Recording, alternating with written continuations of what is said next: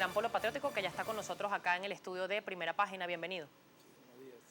Diputado, muchos temas que comentar, pero quiero iniciar con su opinión de lo que está ocurriendo en varias regiones del país, específicamente en el estado Sucre. Durante las últimas horas se han generado disturbios, se han generado manifestaciones por la falta de comida, enfrentamientos entre el pueblo y los cuerpos de seguridad. También reportan protestas por la misma razón en el estado Carabobo, en el estado Yaracuy, acá mismo en Caracas.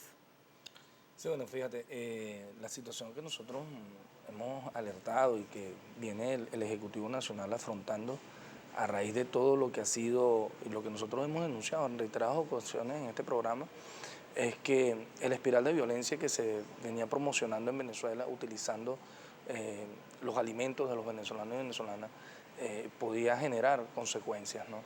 Creo que hoy vemos cómo algunos grupos se aprovechan para buscar generar precisamente no solo zozobra, ya no zozobra, sino generar violencia, ya como pudiste observarlo en Cumaná y que has podido observar en otros lados, y desvirtuar todo el trabajo que se viene haciendo desde el Ejecutivo Nacional a partir de los CLAP.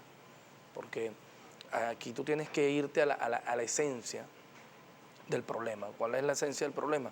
Bueno, hay un Ejecutivo Nacional que viene reaccionando y que viene consiguiendo antídotos para un flagelo tan fuerte como ha sido el bachaqueo, porque yo creo que nosotros, esta es una situación que si no se hubiesen organizado los CLAP y si no seguimos dándole fuerza a esta forma de distribución que rompa con las cadenas especulativas, nosotros vamos a ver un pueblo tal vez no solo protestando, sino a lo mejor tomando otro tipo de acciones. Claro, pero los CLAP no le están llegando a todo el mundo, ya lo decían, lo han denunciado, que no hay sectores, por ejemplo, no hay consejo comunal, entonces ¿cómo se le garantiza el acceso a los abastecimientos? No, precisamente a los alimentos de esas personas. Se ha invitado a todos a ir construyendo, y recuerda que el CLAP es algo provisional, ¿no? Es algo mientras nosotros, tanto las políticas macroeconómicas que el gobierno viene trabajando precisamente en lo que son en el Consejo Nacional de Economía, donde participa el sector empresarial del país, mientras de verdad reactivamos nuestra economía, porque hay que decirlo, mira, nosotros no podemos negarle al mundo ni al país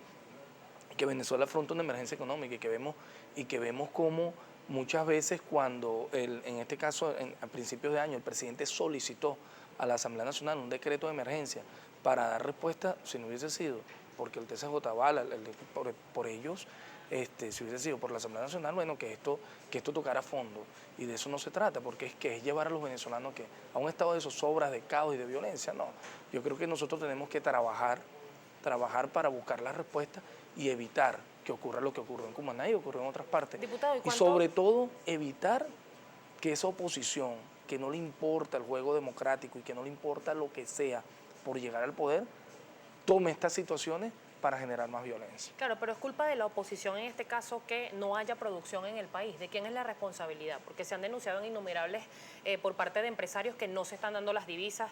El sector productivo también asegura que el campo fue abandonado, que hay empresas, por ejemplo, Agropatria, en este caso que tiene que ver directamente con el sector productivo del país, que no está produciendo, empresas que fueron expropiadas que tampoco están produciendo, porque se denuncia en este caso a las empresas privadas, por nombrar alguna empresa polar, que estaría haciendo una guerra económica. Pero ¿dónde están las empresas del Estado? ¿Dónde está la producción de las empresas del Estado? Primero, para eso necesitaríamos un programa solamente para describir, ¿no?, con números quiénes recibieron divisas, quiénes no. Nosotros de lo que sí estamos conscientes es que en estos años de revolución no fue que se abandonó el campo. Es más, yo te pudiera demostrar con gráficas como nunca se le entregó dinero a productores y como nunca se atendió el campo venezolano. Que hubo situaciones, que no fue que la producción decayó, que últimamente sí, porque hay que decirlo, toda la política de desarrollo del aparato productivo nuestro, como es una economía rentista, siempre va a estar de la mano de lo que ocurra con el precio petrolero. ¿Fracasó el modelo? No, sí, fracasó el modelo, pero no el modelo socialista, porque el modelo socialista era el que queríamos construir y que seguimos buscando construir. Aquí fracasó el modelo rentista, que lo hemos denunciado en reiteradas oportunidades, por supuesto, en eso coincido. Fracasa un modelo rentista que no da, y ya los precios, fíjate, los precios internacionales del crudo, posiblemente después del 2020 puedan tomar estos precios a los que pudimos los venezolanos en esa última fase del modelo rentista, porque hay que decirlo, nosotros, ¿qué hizo la revolución bolivariana? Llegar, asumir el control de los ingresos de la renta petrolera e invertirlos en qué, lo invertimos en la gente, porque es verdad, a lo mejor disminuimos en nuestra capacidad para generar riqueza o hacer más ricos a los que siempre tuvieron, que por cierto, en el marco de la revolución hicieron dinero como nunca, y hay que decirlo. Las grandes empresas acá... Se invirtieron las clases sociales en nuestro país. Te pongo un solo ejemplo, pero por lo menos hubo ascenso social en Venezuela. Negar que hubo ascenso social en Venezuela es un absurdo, y lo puedes trabajar con estadísticas.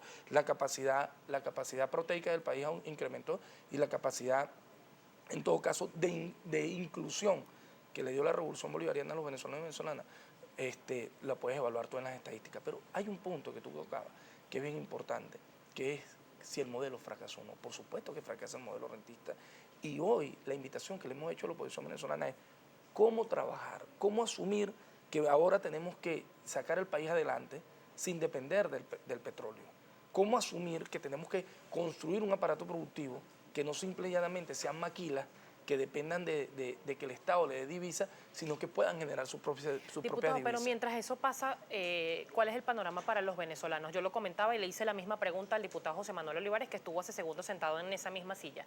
Pareciera que en este momento hay dos Venezuelas. El gobierno nacional defiende, obviamente, su postura, el modelo socialista que se está produciendo, que arrancaron 14 motores en materia de economía. Por otra parte, se denuncia que las empresas del Estado no están productivas, que hay escasez de medicamentos, que hay escasez de alimentos, desabastecimiento de alimentos, y mientras eso pasa, están las colas en la calle. Los ciudadanos siguen haciendo colas, no se consiguen los insumos. Arrancar un aparato productivo lleva tiempo. ¿Cuál es la medida en este momento para que el venezolano pueda comer 3 veces al día como lo hacía en otro momento? Mira, precisamente por eso, no solamente la implementación de los CLAP para esos artículos de primera necesidad, hay toda una política de sincerar los precios para estimular la producción, no solamente para estimular la producción, sino para estimular las exportaciones. Pero hay otra cosa que es importante, que tenemos que tener claro, y es cuál es la estrategia financiera que se está montando el Ejecutivo Nacional.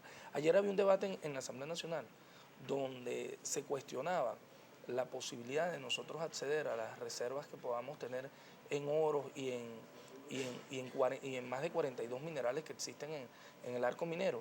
Porque bueno, muchos utilizan el discurso ambiental cuando nunca han creído en el ambiente, para decir que los venezolanos no podemos utilizar una estrategia de buscar, utilizando toda la reingeniería financiera, buscar recursos para proveer lo más pronto posible de esos bienes y servicios que hoy están demandando los venezolanos.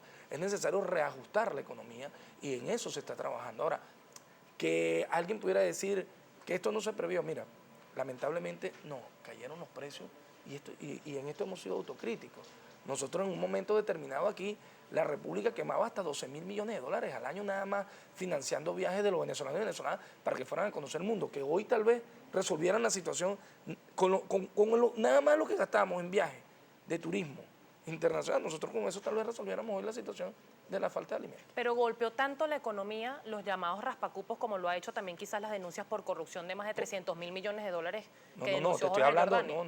Te estoy hablando, mira, primero, yo quiero ser enfático aquí, nosotros no defendemos la corrupción de los empresarios de Malitín.